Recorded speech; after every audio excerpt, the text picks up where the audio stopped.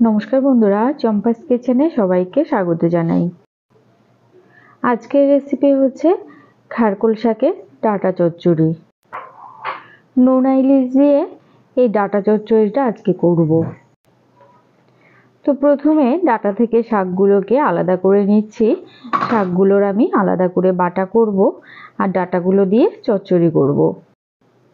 Data চচ্চড়ির রেসিপিটা আমি শিখেছি কিন্তু আমার ভাইয়ের বউর কাছ থেকে। ওর কাছ থেকে শুনেই ফার্স্ট টাইম এই রান্নাটা করব। খেতে আশা করি ভালোই হবে। প্রতিটা ডাটা থেকে শাকগুলোকে আলাদা করে নিয়েছি। এবারে ডাটার আঁশগুলোকে ছাড়িয়ে লম্বা লম্বা করে কেটে নেব।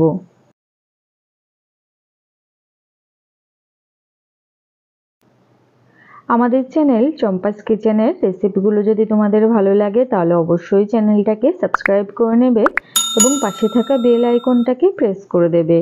এতে করে যখনই আমি নতুন ভিডিও আপলোড করব সাথে সাথে এর নোটিফিকেশন তোমাদের কাছে পৌঁছে যাবে। কথা বলতে বলতে এদিকে দেখো ডাটার আঁশ ছাড়িয়ে ডাটাগুলোকে এরকম লম্বা লম্বা করে কেটে নিয়েছি। ঠিক একইভাবে আমি বাকি ডাটাগুলোরও আঁশ ছাড়িয়ে নিয়েছি। এবারে কেটে বেছে নেওয়া ডাটাগুলোকে ভালো করে ধুয়ে সামান্য নুন আর জল দিয়ে ভাপিয়ে নেব। এতে করে ডাটাগুলো রান্না করলে আর গলা চুলকোনোর চান্স থাকবে না। কড়াইতে সামান্য নুন দিয়ে ডাটাগুলোকে মোটামুটি 5 মিনিট ভাপিয়ে নিয়েছি। জলটা দেখো কিরকম কালার হয়েছে, ডাটার কালারটা সম্পূর্ণ জলের মধ্যে চলে এসেছে। এবারে ডাটাগুলোকে জল ছেঁকে একটা প্লেটে নামিয়ে রেখে দিচ্ছি। এবারে আবারও গ্যাস জ্বালিয়ে একটা কড়াই গরমে বসাবো।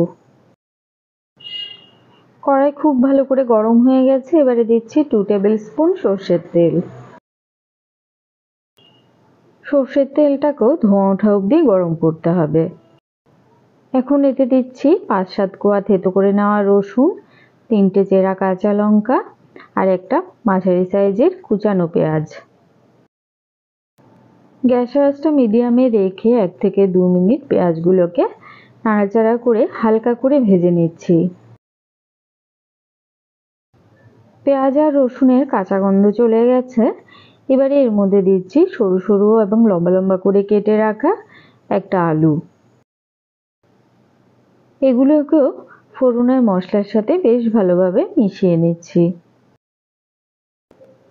এবারে এর মধ্যে দিয়ে দিচ্ছি 1/4 টিস্পুন হলুদ গুঁড়ো আর 1/2 টিস্পুন নুন, 1/4 টিস্পুন কাশ্মীরি লঙ্কা গুঁড়ো দিলাম। যেহেতু এর মধ্যে আমি সল্টেড ফিশ ইউজ করব তাই লবণের পরিমাণটা একটু কম দিয়েছি। নোনা ইলিশের মধ্যে যেহেতু অনেকটা নুন থাকে তাই এটা বুঝে শুনে দিতে হবে। এবারে দিচ্ছি ভাপিয়ে নেওয়া খারকোল শাকের ডাটা। ডাটাগুলোকেও নাড়াচাড়া করে আলুর সাথে বেশ ভালোভাবে মিশিয়ে নিয়েছি। একটা নোনা ইলিশের টুকরোকে ছোট ছোট করে কেটে ভালো করে ধুয়ে নিয়েছি, সেগুলো এবারে দিয়ে দিলাম এর মধ্যে। সবকিছু বেশ সুন্দর করে মিশিয়ে নিয়েছি। এবারে গ্যাসের আঁচ স্লোতে করে এটাকে 10 মিনিটের জন্য ঢেকে দিলাম। 10 মিনিট ঢেকে সেদ্ধ করার পরে দেখো বন্ধুরা আলু কিন্তু মোটামুটি ভাজা ভাজা হয়ে গেছে।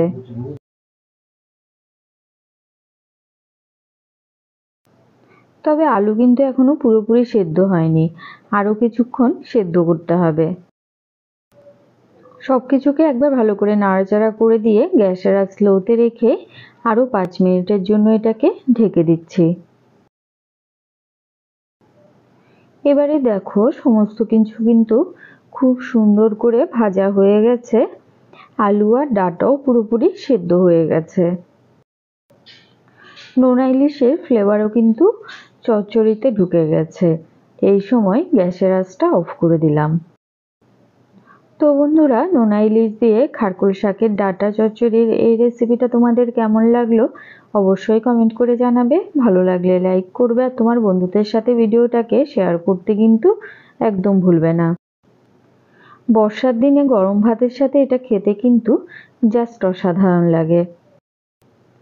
আমি তো এই চচ্চড়িটা ফার্স্ট টাইম খেলাম, আমার তো ভীষণ ভালো লেগেছে। তোমরা অবশ্যই একবার ট্রাই করে দেখতে পারো। আশা করি তোমাদেরও খেতে ভালো লাগবে। এতক্ষণ আমার পাশে থেকে ভিডিওটা দেখার জন্য অনেক অনেক ধন্যবাদ। ভালো থাকবে, সুস্থ থাকবে। পরের ভিডিওতে আবার দেখা হবে। বাই।